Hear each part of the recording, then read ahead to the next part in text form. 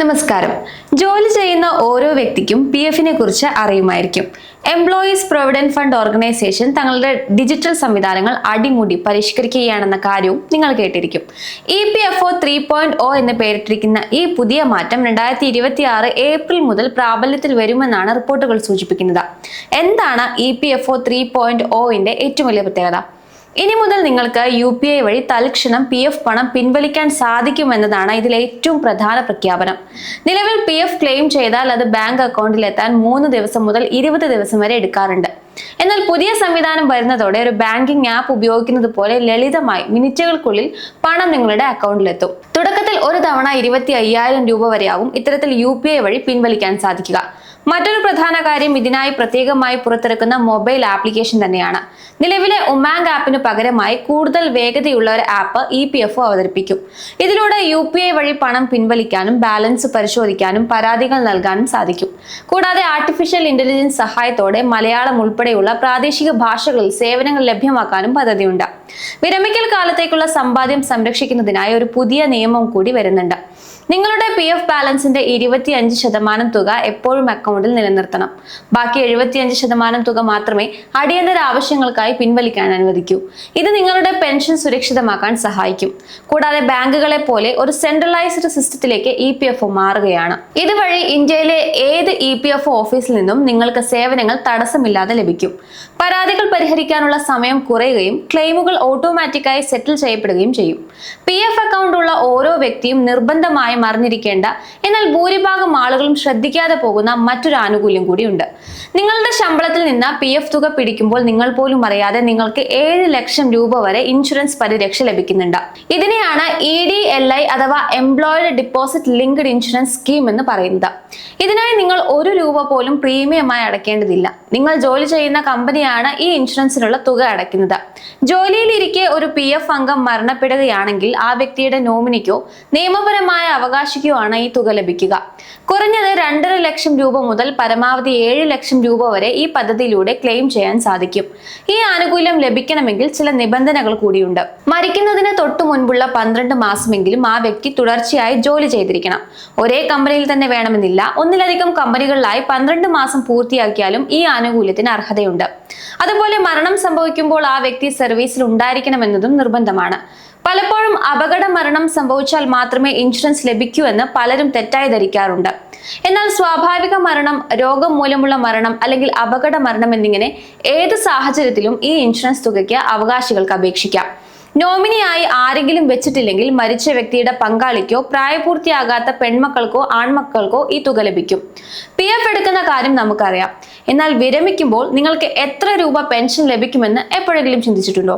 PF അക്കൗണ്ടിലേക്ക് പണമടയ്ക്കുന്ന ഓരോ വ്യക്തിക്കും ലഭിക്കുന്ന സുപ്രധാന ആനുകൂല്യമാണ് EPS അഥവാ എംപ്ലോയിഡ് പെൻഷൻ സ്കീം. ഈ പെൻഷൻ തുക എങ്ങനെയാണ് കൃത്യമായി കണക്കാക്കുന്നതെന്ന് പലർക്കും അറിയില്ല.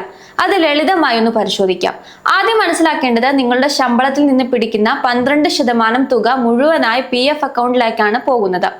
എന്നാൽ നിങ്ങളുടെ തൊഴിലുടമ നൽകുന്ന 12%-ൽ 8.33% തുക പെൻഷൻ ഫണ്ടിലേക്കും ബാക്കി 3.67% PF അക്കൗണ്ടിലേക്കുമാണ് പോകുന്നത്. പെൻഷൻ തുക കണക്കാക്കാൻ RBI ഉപയോഗിക്കുന്ന ഒരു പ്രത്യേക ഫോർമുലയുണ്ട്. ശരാശരി ശമ്പളം ഇൻറ്റു സർവീസ് കാലാവധി ഡിവൈഡഡ് ബൈ 70. ഇവിടെ ശരാശരി ശമ്പളം എന്നത് വിരമിക്കുന്നതിന് തൊട്ടു മുൻപുള്ള 60 മാസത്തെ ശരാശരിയാണ്. നിലവിൽ പെൻഷൻ കണക്കാക്കുന്നതിനുള്ള പരമാവധി ശമ്പള പരിധി 15,000 രൂപയാണ്. സർവീസ് കാലാവധി എന്നാൽ നിങ്ങൾ ജോലി ചെയ്ത വർഷങ്ങളാണ്. നിങ്ങൾ 20 വർഷമോ അതിൽ കൂടുതലോ ജോലി ചെയ്തിട്ടുണ്ടെങ്കിൽ നിങ്ങൾക്ക് ബോണസായി 2 വർഷം അധികമായി ലഭിക്കും.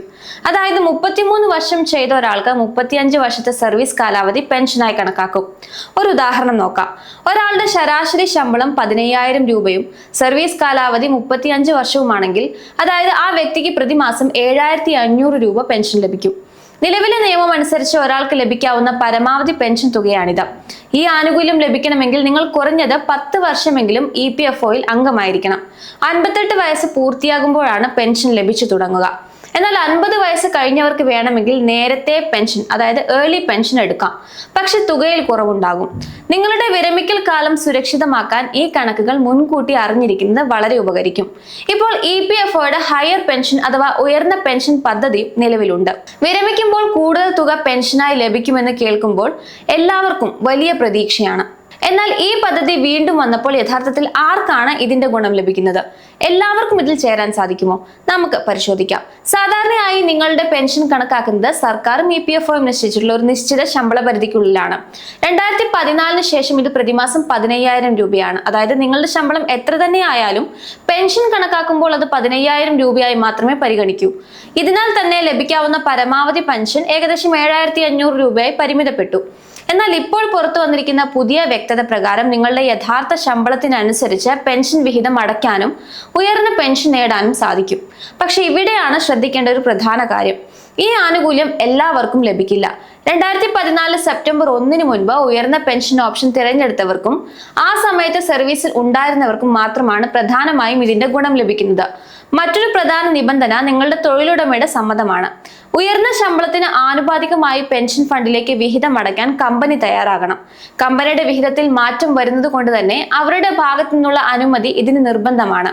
പൊതുമേഖലാ സ്ഥാപനങ്ങളിൽ ജോലി ചെയ്യുന്നവർക്കും സംഘടിത മേഖലയിൽ ഉയർന്ന ശമ്പളം വാങ്ങുന്നവർക്കുമാണ് ഇത് ഏറ്റവും കൂടുതൽ പ്രയോജനപ്പെടുന്നത്. നിങ്ങൾ ഈ പദ്ധതി തിരഞ്ഞെടുത്താൽ ശ്രദ്ധിക്കേണ്ട മറ്റൊരു വശമുണ്ട്.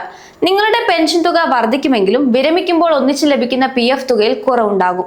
കാരണം നിങ്ങളുടെ PF അക്കൗണ്ടിലേക്ക് പോകേണ്ട തുകയുടെ ഒരു ഭാഗം പെൻഷൻ ഫണ്ടിലേക്ക് മാറ്റപ്പെടുകയാണ് ചെയ്യുന്നത്. അതായത് ഉയർന്ന മാസ പെൻഷൻ ആഗ്രഹിക്കുന്നവർക്കും വിരമിക്കുമ്പോൾ വലിയൊരു തുക ഒന്നിച്ച് കിട്ടിയില്ലെങ്കിലും കുഴപ്പമില്ല എന്ന് കരുതുന്നവർക്കും മാത്രമാണ് ഈ പദ്ധതി ഗുണകരമാകുന്നത്. നിങ്ങൾ ഈ വിഭാഗത്തിൽ പെടുമോ എന്നറിയാൻ നിങ്ങളുടെ PF ഓഫീസുമായോ തൊഴിലുടമയുമായോ ബന്ധപ്പെട്ട് യോഗ്യത പരിശോധിക്കുന്നത് നന്നായിരിക്കും. 2026 ഏപ്രിൽ മുതൽ നിങ്ങളുടെ PF അക്കൗണ്ട് ഒരു വെർച്വൽ ബാങ്ക് അക്കൗണ്ട് പോലെ ലളിതമായി മാറുകയാണ്. ഡിജിറ്റൽ ഇന്ത്യയുടെ കരുത്തിൽ PF സേവനങ്ങൾ ഇനി നിങ്ങളുടെ വിരൽത്തുമ്പിൽ എത്തുമ്പോൾ ഇക്കാര്യങ്ങൾ കൂടി മനസ്സിലാക്കി വെച്ചോളൂ.